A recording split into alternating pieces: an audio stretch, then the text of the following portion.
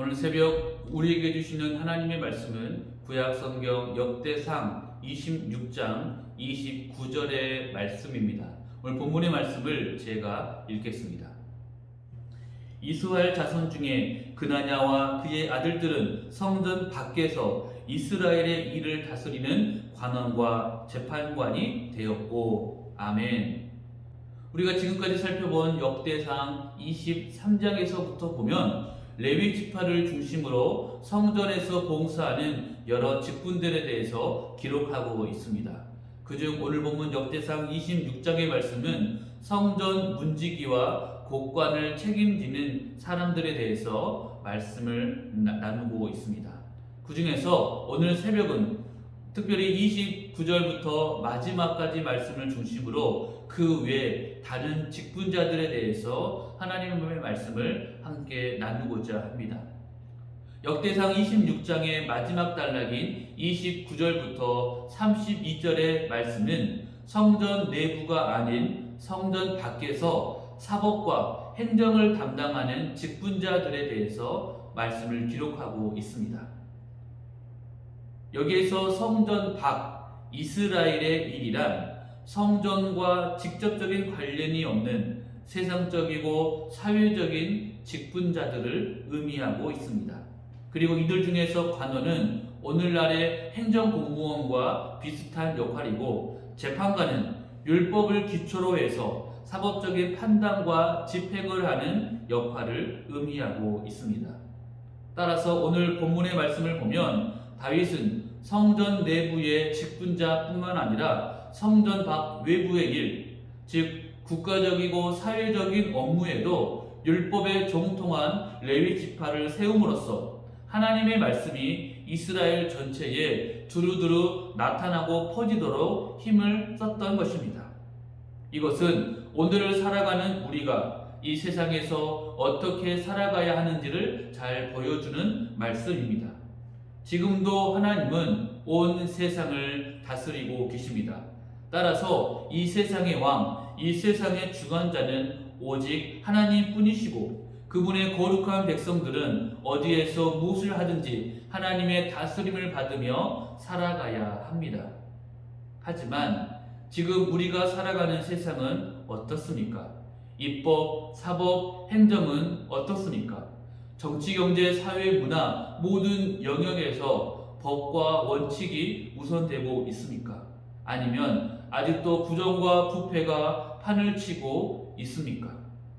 만일 하나님의 말씀이 교회 안에서만 행해지고 교회 밖 세상에서는 아무런 의미와 능력이 없다면 그것은 하나님의 거룩한 백성들인 우리가 그분의 통치를 거부하고 부정하며 살아가기 때문입니다.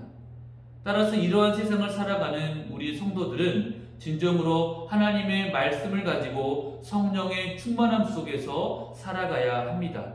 그래서 어둡고 악한 세상을 밝히고 정화시키는 참된 그리스도인이 되어져야 합니다. 성전 안에서는 물론이고 성전 밖에서도 하나님의 말씀으로 세상을 바로잡고 하나님의 거룩한 나라를 세워가는 그 사명이 바로 우리에게 있음을 다시 한번 깨닫기를 바랍니다. 그리고 이어지는 말씀들을 보면 이러한 세상을 향한 사명이 우리 성도님들 뿐만 아니라 우리 교회 공동체에도 있음을 잘 보여주고 있습니다. 30절의 말씀을 보면 요단 서편에서 이스라엘을 주관하여 하나님의 일을 하는 직분자들은 1700명이 세워졌다라고 말씀하고 있습니다. 그리고 이어지는 32절의 말씀을 보면 루벤과 갓, 므낫세 반지파는 요단 동편을 의미하는데 바로 이곳을 주관하여 하나님의 일을 하는 사람들은 2700명이 세워졌다라고 말씀합니다. 여러분, 이스라엘 12지파 중에서 대부분인 9개 반지파가 있는 땅은 바로 요단 서편입니다. 바로 그곳에 1700명의 직분자가 세워졌다는 것이죠. 그런데 단지 2개의 반지파가 있는 요단 동편에는 1700명의 거의 2배 되는 2700명의 직분자들이 세워졌다는 것입니다. 이것은 분명 상식적이지 않습니다. 왜냐하면 지리적인 면적을 보나 인구 수를 보나 정치, 경제, 종교의 중요성을 볼 때 요단 동편보다는 분명 요단 서편 땅에 훨씬 더 많은 인력이 필요하기 때문입니다.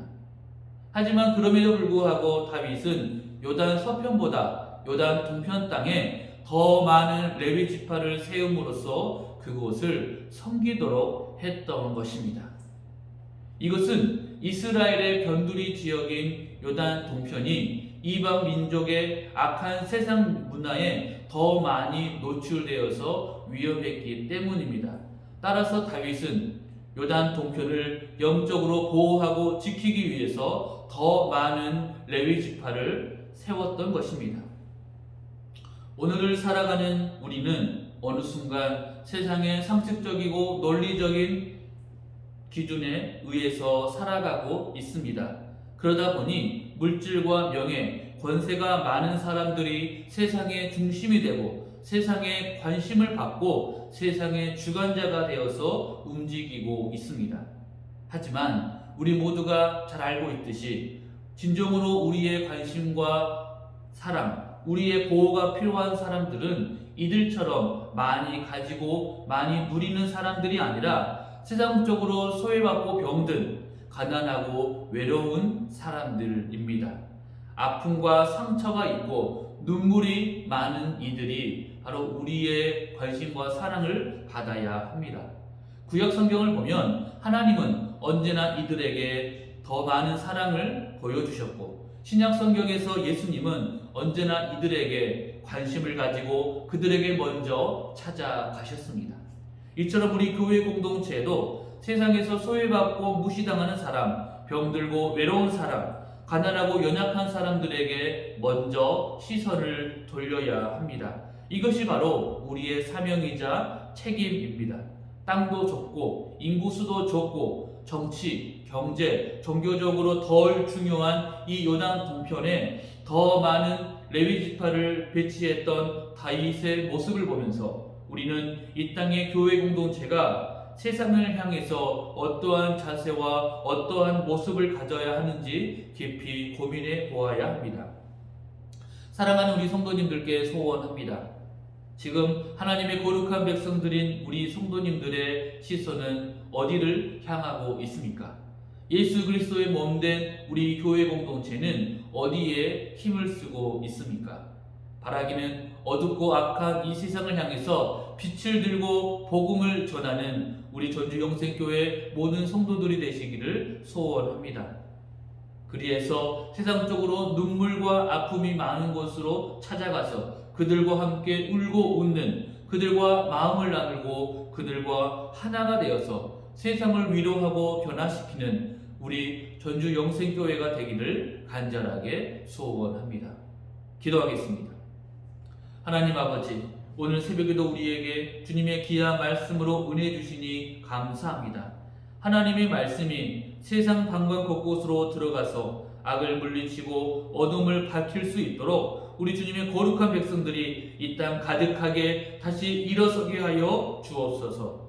그리해서 세상의 논리와 상식이 아닌 하나님의 마음을 가지고 어느 곳이든 누구든 복음을 전하고 예수님의 사랑을 전하는 우리 모두가 되게 하여 주옵소서. 다시 오실 우리 구주 예수 그리스도 이름으로 기도합니다. 아멘.